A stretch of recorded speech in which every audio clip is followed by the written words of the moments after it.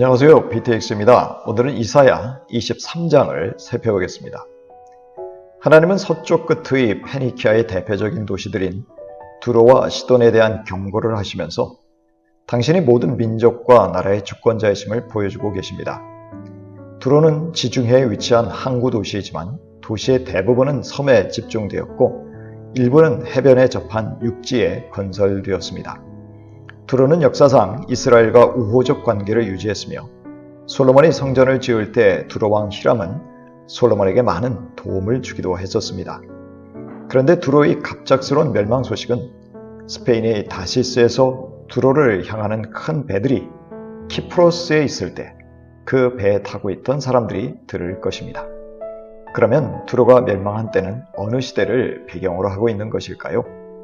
역사상 두로를 침공한 나라들은 아시리아, 페르시아였지만 두로를 완벽하게 정복한 왕은 마케도니아의 알렉산더였다고 합니다. 그러나 어느 때를 가리키는지 정확하게 알 수 없고 단지 추측할 뿐입니다. 해상무역으로 부를 축적한 섬 사람들인 두로, 그리고 또 다른 페니키아의 대표적인 도시인 시돈의 상인들도 두로의 멸망 소식을 듣고 슬퍼할 것입니다. 바다의 요새인 시돈은 두로를 의지하다 수치를 당할 것이었습니다. 바다는 두로와 시돈에게 풍요를 가져다 준 어머니와 신 같은 존재입니다. 그러나 바다는 이들이 멸망할 때 마치 모르는 체하며 매정할 것입니다. 한편 당시 곡물 수출국이었던 이집트의 시홀, 나일의 곡식이 두로의 배에 실려 유럽으로 수출되었다고 합니다.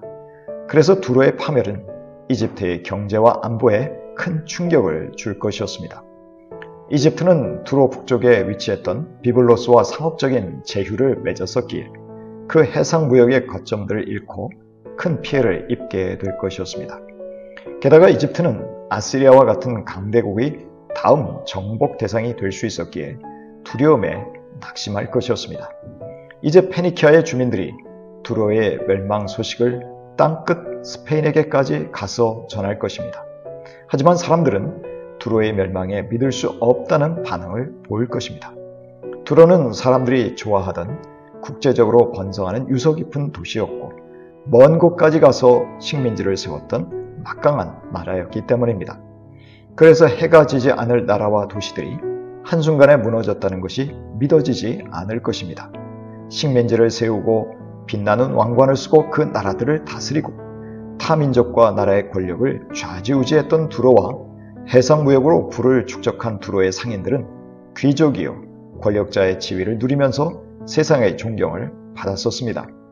그런데 도대체 누가 감히 이런 막강한 권력을 가진 사람들이 망할 계획을 세웠느냐고 서로 의아한 표정으로 물을 것입니다.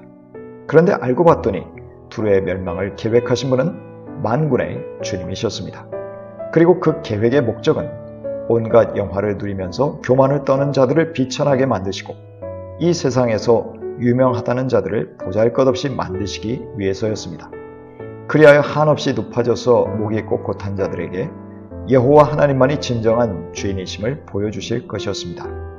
스페인의 영토인 항구도시 다시스는 두로, 즉 무역의 상대국이자 큰 시장을 잃었으니 자신들의 땅으로 돌아가서 땅을 갈고 다시 농사를 지어야 하는 형편이 될 것입니다. 하나님이 그 능력에 팔을 펴셔서 바다 위의 왕국들을 뒤흔드시고 페니키아의 요새들을 허물 것을 명령하셨기 때문입니다. 비록 시돈 사람들이 키프로스로 피해간다고 해도 평안을 얻지 못할 것이었습니다. 거기에서도 아시리아와 같은 강대국의 침공을 받을 수 있기 때문입니다. 바벨론 왕이 아시리아에 의해서 비참하게 파괴된 것처럼 두로도 그렇게 될 것인데 이때는 주전 710년의 사르곤의 침략이거나 주전 689년의 산헤립의 침략을 가리킬 수 있습니다. 다시 한번 하나님은 다시스의 배들에게 그들의 요새가 파괴되었음을 슬퍼하라고 하십니다. 하지만 이들은 70년 만에 다시 회복될 것입니다. 70년은 문자적인 70년을 가리키기도 하지만 충분한 징계의 기간으로 해석하기도 합니다. 70년 후에 전설 속의 창녀로 기억될 두로가 다시 회복되어 해상무역을 재개하고 또다시 돈을 모으게 될 것입니다.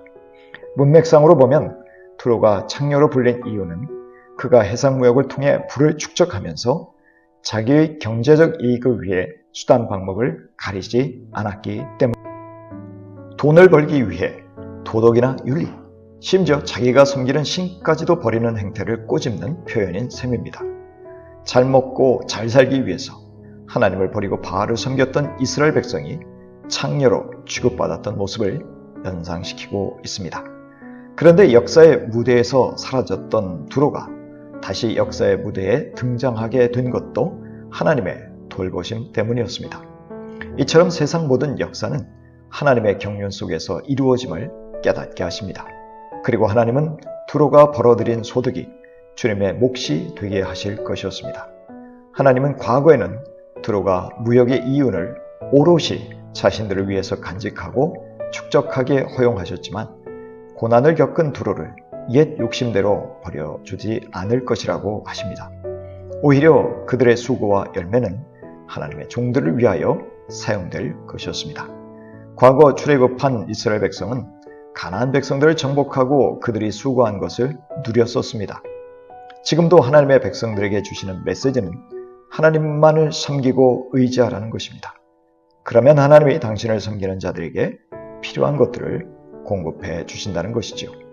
그래서 우리 주님도 먼저 그의 나라와 그의 의를 구하면 이 모든 것을 더해 주시겠다고 약속하신 것입니다. 이와 같이 하나님에게 모든 해답이 있고 공급이 있으니 세상에 비굴해지지 말고 돈에 무릎 꿇지 말라는 것입니다. 오히려 하나님이 주신 돈을 자기를 위해서 사용하지 말고 하나님의 나라와 영광을 위해서 사용하라고 하십니다. 왜냐하면 우리는 소유주가 아니라 단지 주인의 돈을 맡은 청지기이고 그 돈은 소유주이신 하나님의 목적대로 사용되어야 하기 때문입니다. 더욱이나 주님 오시는 날에 소유주이신 하나님의 목적대로 돈이 사용되었는지 결산할 때가 온다는 것을 반드시 기억해야 할 것입니다. 고린도후서 5장 10절입니다. 우리는 모두 그리스도의 심판대 앞에 나타나야 합니다. 그리하여 각 사람은 선한 일이든지 악한 일이든지 몸으로 행한 모든 일에 따라 마땅한 보응을 받아야 합니다.